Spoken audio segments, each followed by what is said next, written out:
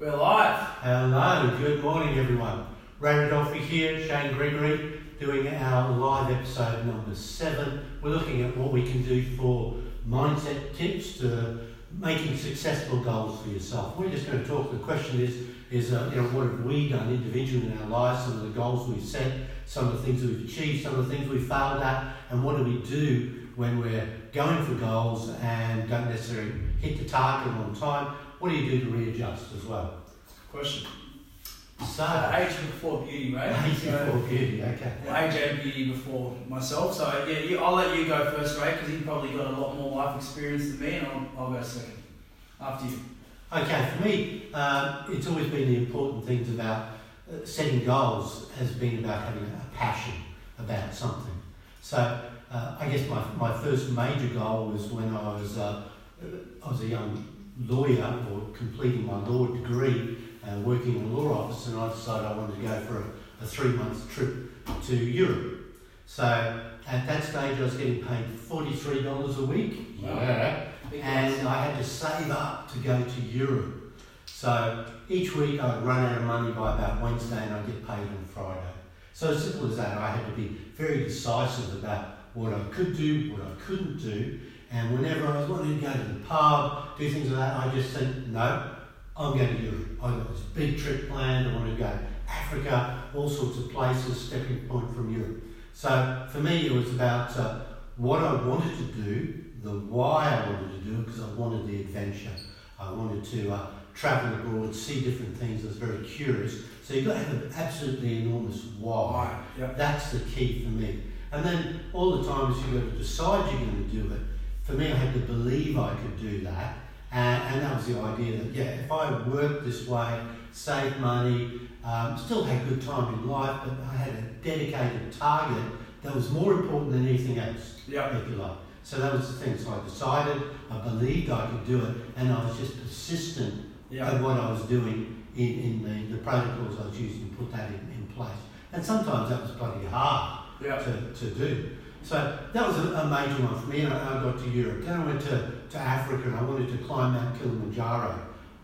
Big sort of goal. It was a nice one, and that's a really hard trek. But once again, I was passionate to do it, loving the adventure. So that was a bit of more of a instant, okay, we're here, we'll go and do that. But I had this 20-year goal from the age of 20 that I wanted to trek to Mount Everest Base Camp. So for me, that was a big one. I just kept that in the back of my mind. Life kept getting in the way, but I was so passionate about doing that. And so for me, we worked on my 40th birthday. That was the year. That's what I said. No more. It's no longer just going to be this goal out there. We're going to do it. Kept on target. So some of those goals are going to be your long-term, your bucket list type goals. Some will be like short-term type goals that I work on. For me, there's something called objectives and key results, OKRs. And that's the idea of setting an objective, start with the end in mind, and what are you going to do to get there? So I found that particularly if I'm being accountable to someone else, when I'm training, I'm accountable to myself first, but then I'm accountable to Shane if he's been my instructor and mentor. Shane instructs me in jiu-jitsu and the gym work and boxing and stuff like that. So I've got to be accountable to him, to any of my instructors. And the important thing for me has always been that get rid of the people that are saying you can't do it. Circle of influence. The sort of the party crappers, they'll just say, okay, why do you want to do that? So I see people every day in my clinic, and a lot of it is about weight loss and personal development. But it's got to be the why. I want to lose 5 kilos of weight. Why do you want to lose 5 kilos of weight? Because I want to look better. Why do you want to look better? Because it's my sort of personal image of myself. But why? Going down to that. Well, actually, look, I really want to look better because, my partner and I, whatever's happening, relationship happening. It's a pain point. It's a pain point. And so sometimes the digging down to why people want to do something, to achieve something, is, let's say it's another mother or a father who actually just wants to, in the end of it, be able to go out and play with their kids, That's a big goal. not get puffed out, want to keep up, and they're overweight, they're uncomfortable, and they can't do it. So you've got to narrow it down. And is that why so important that you give up other stuff, i.e. crap food, to get to where you want to go? Cool. Good. All right. Wow. So yeah, I get a lot of thought. This is a really good question. Like it's. I think a lot of people that really struggle with mindset. It's really interesting to watch what people have done, what you've done, or people have done what you aspire to be. You know what I mean? Yeah. One thing I learned. So I'll give you 2 stories. So the first one is how I become a personal trainer. I think that's a really good one. So obviously this is about health and well-being and that, but also there's a lot of people in there that are probably interested to about career paths and people that have got a job that they don't like. So I want to really talk to the people out there that are doing something they don't like but they have to. You know, so that's a pain point. Do you know what I mean? That's and your pain point, Ray, is 100% the driving force behind 99% of success. Why do you want to do it? So anyway. I started off my career as a concreter. I actually started off my career as a pastry chef when I was 15. And I didn't like that. People that know me, I don't like getting up early in the morning. I'm not a 5 a.m. sort of person. It is what it is. So then I went into concreting and then I did my apprenticeship as a carpenter. I did that because I was like, what am I going to do? Because I didn't know what I wanted to do. I didn't want to do, so I'll go and be a carpenter. My dad was a carpenter, I went with my dad, I did my time. Yes, I'm a qualified carpenter, but right now you couldn't pay me enough money in the world to put a nail back on, for whatever reason. So anyway, what happened was, I was talking to my coach, our coach, sort of Vincent Perry, I'm like, I want to start teaching martial arts one-on-one. He goes, don't do that, Shane. Become a personal trainer. The problem with the mixed martial arts, it's so small and niche and that. So anyway, cut a long story short, I was living with my girlfriend at the time in Burleigh. This guy rocks up in a suit. He goes, I work at the AIF. And I said, I'm actually interested in becoming a PT. Good salary, got me in there. Next day, signed up. And my mindset pretty much instantly shifted. And I remember why. It's because my purpose in life, I find, was not to build houses, it was to help people. And that my wife, going back to, is like, I got picked on at school. I got bullied. I got relentlessly bullied, from the age of 7 till about 13, 14. So the reality is that I didn't want to have my why to why I wanted to become a personal trainer was because I wanted to help people. I genuinely wanted to help people. So I signed up for my course, and something really interesting. Number one, I stopped hanging around with my mates that were, I didn't cut them out, but I minimised my time. That were going out and getting on the piss every weekend, partying, doing the same shit at the same time, doing the same thing with the same people. And the second thing to do is I really started taking my health seriously. 25 years of age, don't get me wrong, I still was adverse to going out, but I actually started training a lot more regularly. I started eating a lot better, and it really come down to why. Now, the other pain point I had was I hated my job. I hated carpentry. That's a big one. I hated it, you know what I mean? So the why that made me get successful as a personal trainer was, one, I wanted to help people, okay, because of my personal thing. Now, number 2 was because I hated my job. Like, the amount of anguish that it put me through getting up at 4 a.m. driving to Brisbane every day to go to work, it sucked, okay? So that's a little bit more career-driven, but what it was that I sort of accidentally found my why, but I found it, and then I realised what my why was, and it drove me. It really drove me. You know what I mean? It drove me like I went out and I hustled and I worked hard and I knocked on doors. And how I built my business, guys, there was no Facebook marketing. There was none of that bloody, this online stuff. I went out and I pushed it and I worked my ass off. I set a goal and I went, I'm going to quit my job within 6 months of signing up to be a PT. I finished my course. I'd taken the toolbox off the back of my ute, and it was the best day of my life. But the pain and the work I had to put in to get there was because of my wife. Absolutely. It was because of my wife. Yeah. So now, where a lot of people know me from, and my background is I also got into MMA, and people are like, why would you do that? Why would you jump in a cage and wrestle and punch over someone? So anyway, why did I do it? Like I said, the reality was I was up for a challenge. So when I started my PT course, I was doing training in my MMA stuff, but I put it on the back burner for 2 years. I needed to make sacrifices. So one of the sacrifices of becoming a PT was that I actually had my first MMA fight when I was doing my PT course. Right. And I went, all right, cool. Now that is too much. You know, and it was like, I tried to train and work full time, and I was on the tools and that, and it was like, cool, I can't do both. So I need to pick one thing and focus on it. Vincent, this is a great bit of advice. You can do anything, but you can't do everything. It's such a good bit. If you want to be successful, whether it's weight loss or business or whatever, you have to be tunnel vision and you have to go, I am all in doing this. Like, all in. Like, there's nothing that gets in the way.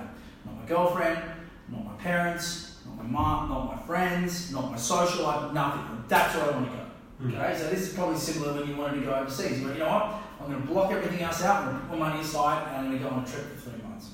So anyway, after 2 years, I went, you know what? I built my PT business. I was doing quite well. It's time for me to go selfish and go very, very self-absorbed and go into MMA. So for 2.5 years, I trained full-time.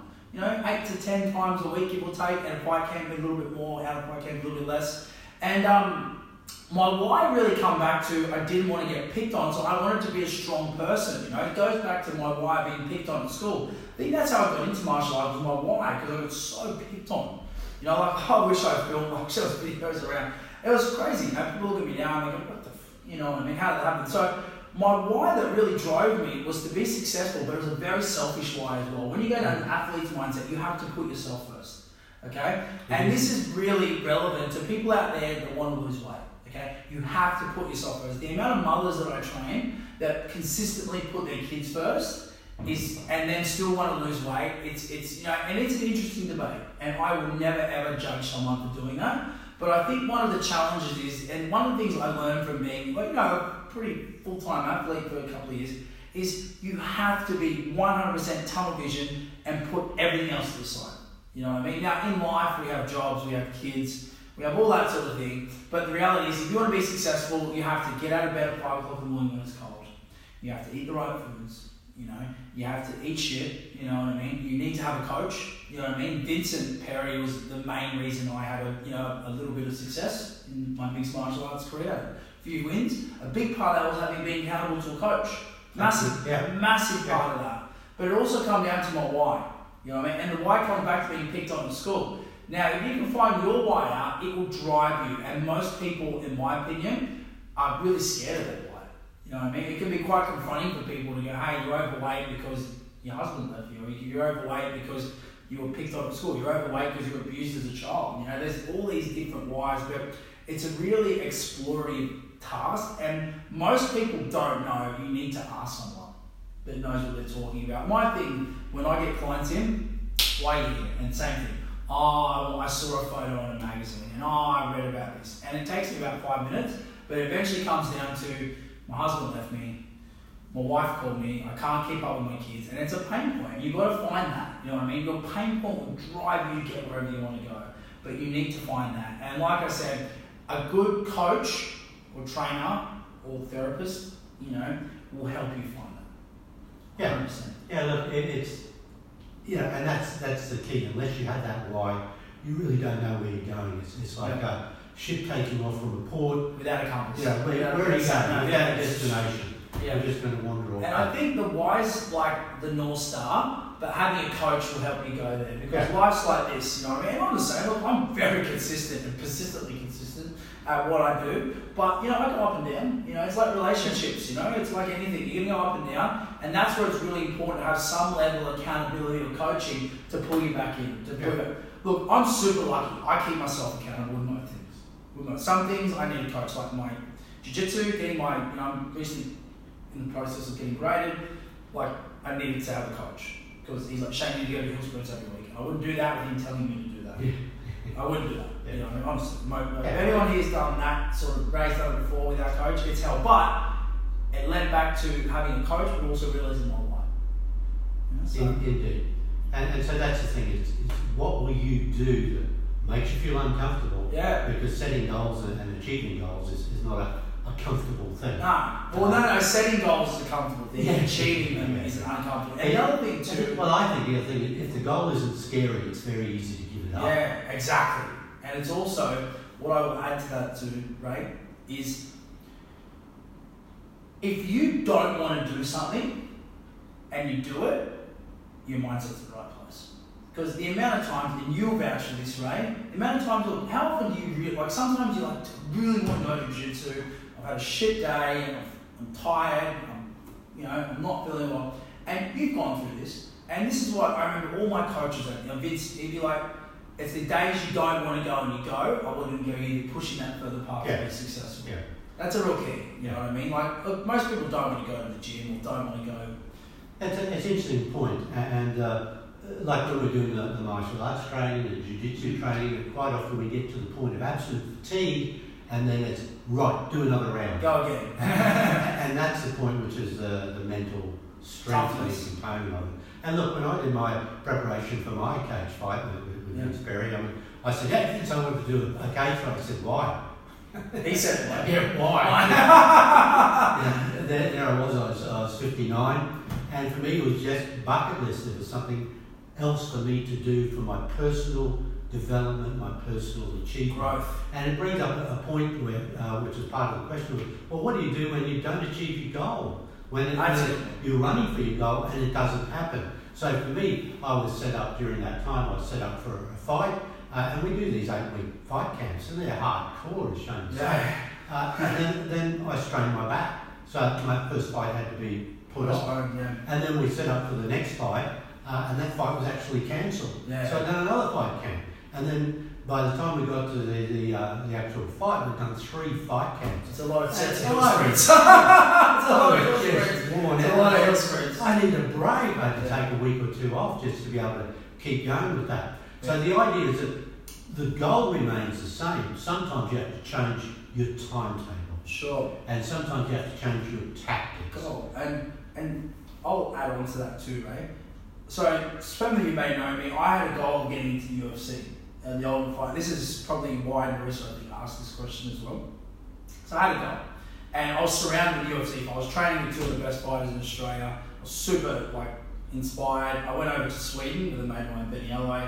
I actually got to go and do the whole UFC experience, be in the corner, and it inspired the absolute shit out of me. And then for those and then a month later, I came back from Sweden, had a fight. It was a really good one. Got quite a lot of girls where I fought Tristan Murphy. I got a lot of good, people. It was a really good fight to watch, and I really went full time then. I was really all in, and they announced they were doing the Australia versus Canada on the fight, and it was my weight class as well. I was like, God, this is a sign, you know what I mean? So that's when I went all in. Just I say the 2.5 years, the last 7 months, I went all in, all in. I went, I want to look at doing this for a career, and then my last 3 fights, lose. And then what happened was I went and tried out for the Ultimate Fighter, didn't get in. And I was depressed for about 2 days. Really depressed. I was really feeling like crap. But when I sat down and I thought about, okay, cool, so I haven't achieved this goal, but what can I do in my life? And what it really made me realize, I'm not an athlete, I'm an entrepreneur. And I really, you got to look inside yourself and go, okay, this goal didn't get achieved. Is it the right goal for me? Is it the right path? Am I doing the right thing? What was the purpose of it, And then I shifted my goal from here, I want to be a fighter, to I want to be a full-time business person. And it's put me on the path of what I should have gone in first. Well, maybe not should have gone, but now I've had a bit of success running a business. And it was from shifting the goalposts, and going, hey, this is not maybe the area, that I need to work on. Maybe it's this one. You know what I mean? I think a lot of people too with goal setting, they get so attached to the outcome they don't realise it's about the journey. Absolutely. We're all in this data. We're a work in process, and that work in process is a vital component of your purpose. So to wrap up and really go, the why is the most important thing. You've got to drill down to find out why you actually want to achieve that goal. The goal needs to be practical and achievable as well. So scale. Yeah, so we've got to work on goals, and as I say, start on small goals and then build up to that if you like. But I set myself 1 week goals, 1 month goals, 3 months goals, 1 year, 5 year goals. So my current 10-year goal is to become black belt by the time I'm 70. So I'm 3 years into that now. So they're the long-term goals you've got to keep working on, and then short-term goals about what you can do in my business, what I'm going to do in my holidays when things are happening in personal life as well. Cool. So we'll wrap it up with that. That was a good question. Okay. As soon as I saw that, I'm like, there's going to be a lot. So anyway, Thank you very Enjoy much. it. Have a Keep good questions day. coming. Keep coming. Bye.